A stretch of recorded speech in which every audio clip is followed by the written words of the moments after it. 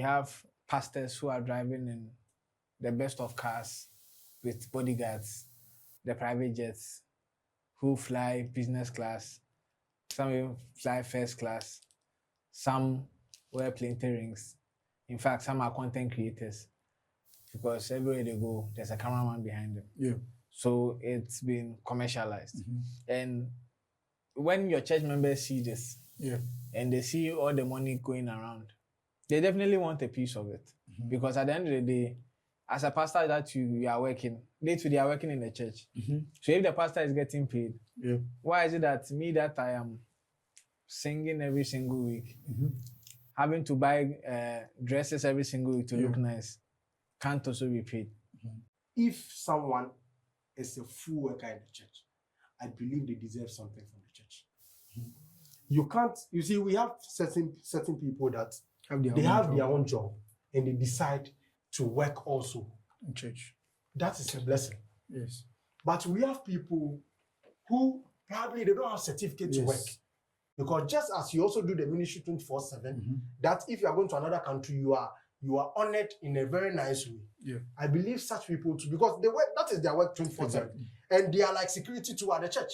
If you are not there, they play 5. Yes. So if you try to diminish what they bring to the fold and everything, I think it's a bit of a disrespect. It's kind of like you are trying to make it look like you are the reason why the church is running. All right. It's not you, it's God. Welcome back from the break. This is still Entertainment Guide on DJN TV. I'm here, my brothers, Long John the Blogger, and Yahweh Driver. Quickly, let's talk about Amari. I think I've had a very, very amazing lady, very, very intelligent, and of course, I'm happy to see her on that Coachella stage representing Ghana in that high esteem. Quickly, Long John, I know you love to push Ghanaian music, and you have all about the unity in the space. What do you make of Amari's, gesture for the Ghanaian music? I think I'll like to applaud her. Let's talk about her. Amari, really appreciate a this. very beautiful gesture by an artist that I wouldn't say she's not really loud in the local parlance, but then she's not really that voiceful as compared to the other artists in the Ghanaian but local then market. Again, she was able to fit in within a set time to play other artists' songs and mention their names to sell them to a new audience. Yeah. That is one thing. That's one typical of a music ambassador. Yeah. Someone who is not full of herself, but filled with her country. She's fully Ghanaian. Yes. And she's not saying it by word of mouth, but something, her actions are actually doing the talking, because for an artist to actually have 50 minutes and decide to cut some for certain artists who are not there and play their music. Yeah.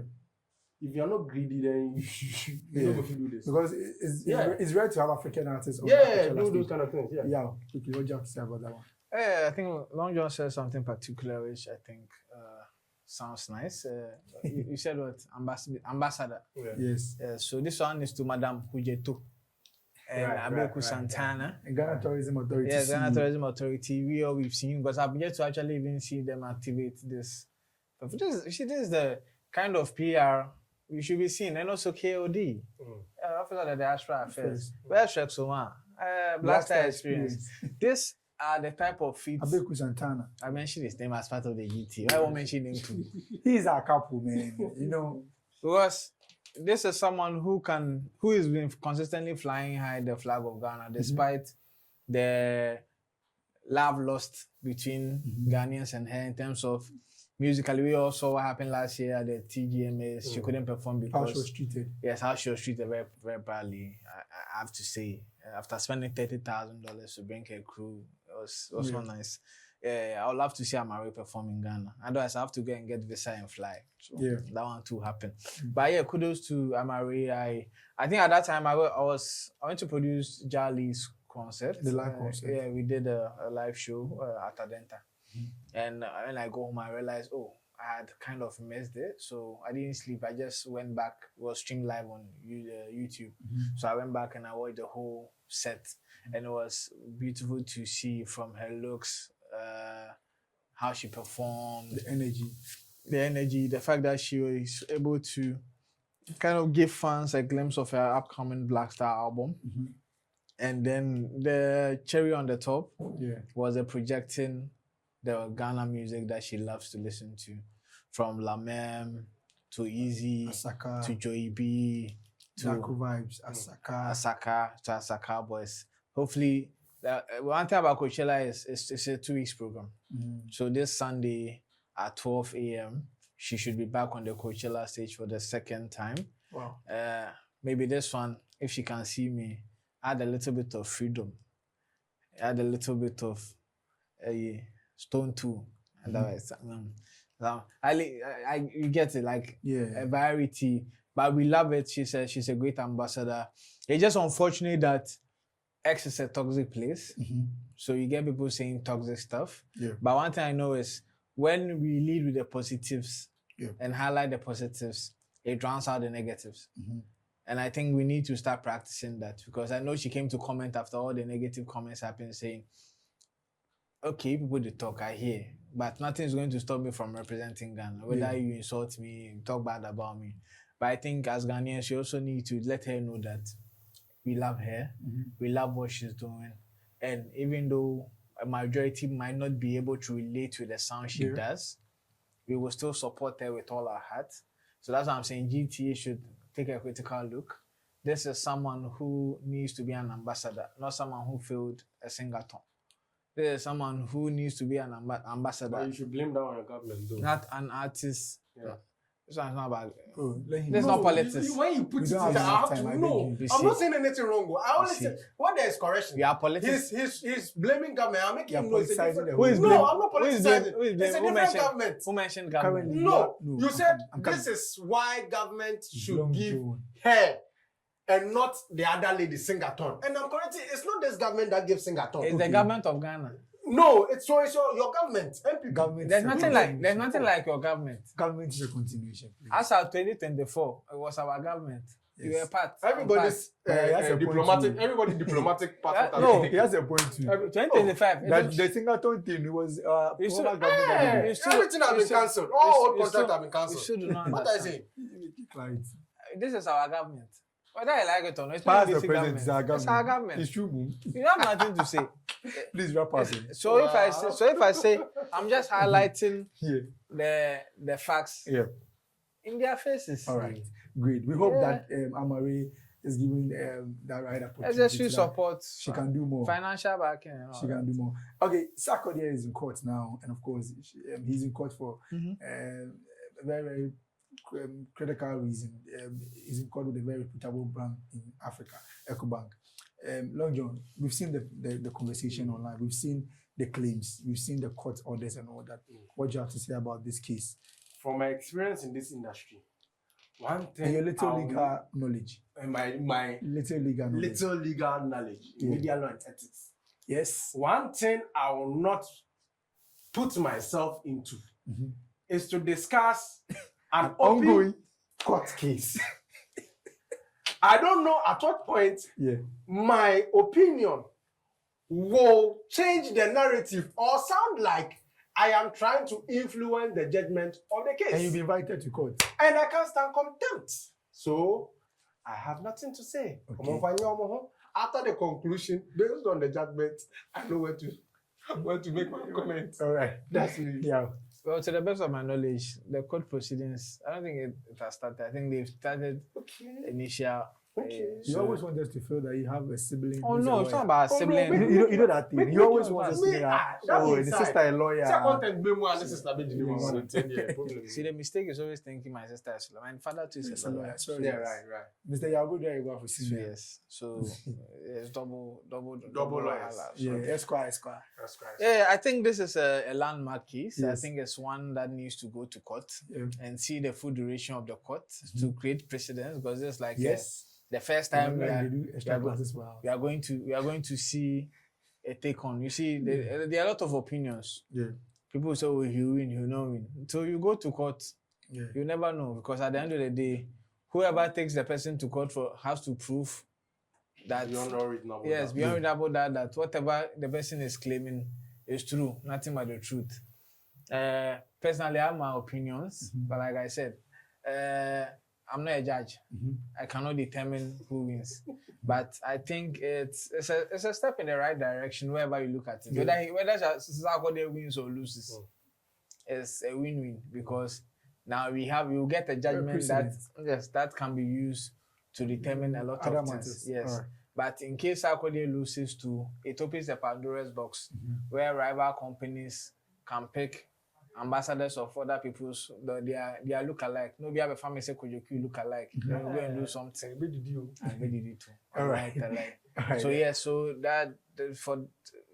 so basically, I'm waiting. I'm hoping this is something that we follow as media because usually after the first and second reportage, we go and sleep. Okay, so guys, what do you make of the statement by Dr. Dag Heward-Mills on the fact that there's no sense to pay? Please address him. It's Dr. Dag Heward-Mills, and of course, he's a man of God as well. So, what do you make of that statement? That there's no sense to pay our musicians in churches. Faith, you know what's that?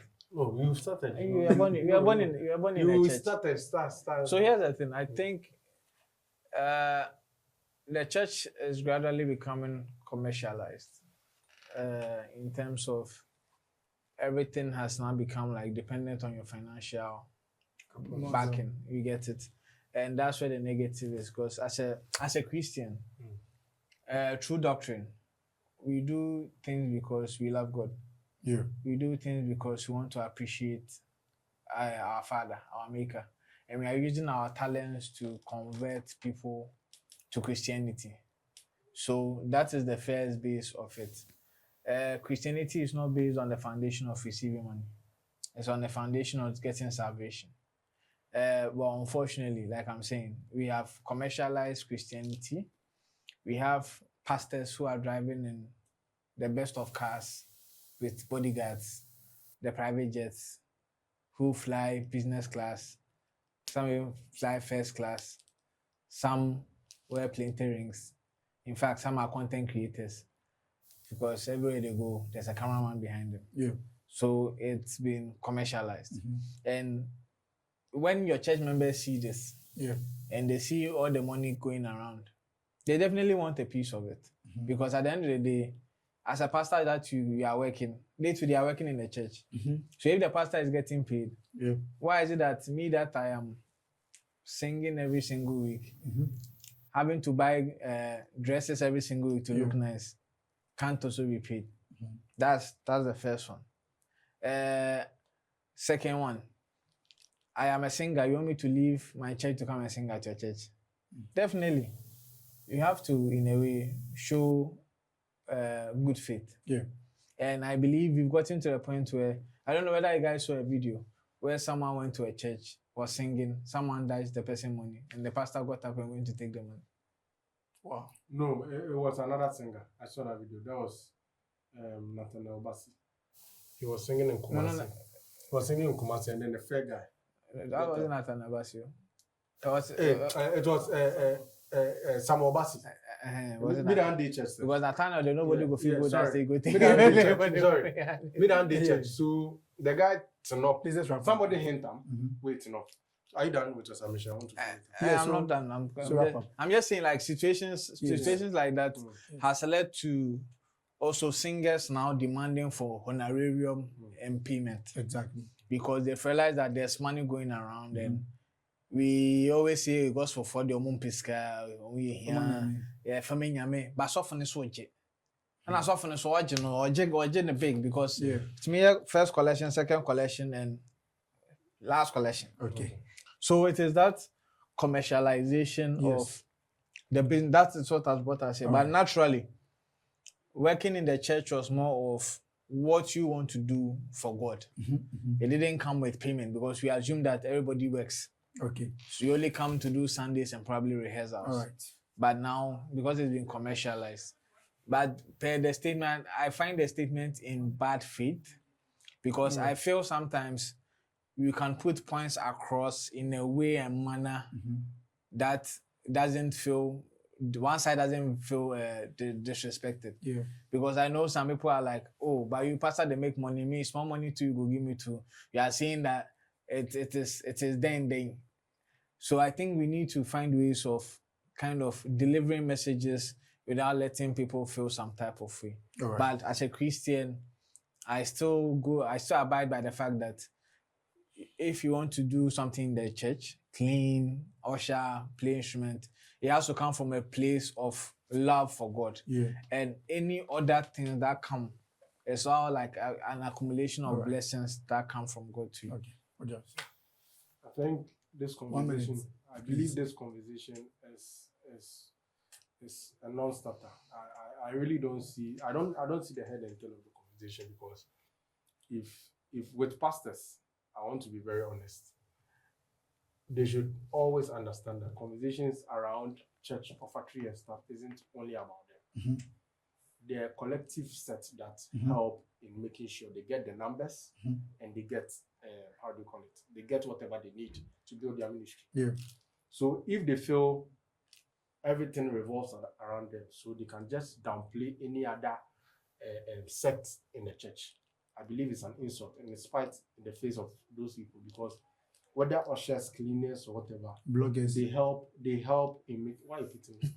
And now they are church bloggers. They are church bloggers. Oh, you guys, Charlie. So whatever role they play in the church, they equally help in expanding your ministry. I don't think whatever they do or bring any negative stuff in your ministry. So if you want to address things of this sort, you should be very particular of the way you put them out. And two, I believe with the church thing, right? One thing I want to emphasize is, if someone is a full worker in the church, I believe they deserve something from the church. You can't, you see, we have certain people that have their own job and they decide to work also in church. That is a blessing. Yes. But we have people who probably they don't have certificate to work. They don't even know how to. Some people are all they know is the church. Yeah, no, not even about it. Some people are sickless, some people are having certain shortcomings. Yeah. And because of that, they can't do those work. Yes. You can employ them in the church and make them work. Yes. When you pay such a person and come and stand behind the pulpit and say, because you have people that work and also come and clean, so that cleaner that does it from morning to evening, it's not worth it, or it's not worth the amount they pay him. I think it's a bit harsh. All right. Because just as you also do the ministry 24/7, that if you are going to another country, you are honored in a very nice way. Yeah. I believe such people too, because they work, that is their work 24/7. Exactly. And they are like security too at the church. If you are not there, they play 5. Yes. So if you try to diminish what they bring to the fold and everything, I think it's a bit of a disrespect. It's kind of like you are trying to make it look like you are the reason why the church is running. All right. It's not you, it's God. Great. Thank you very much for joining us on the show.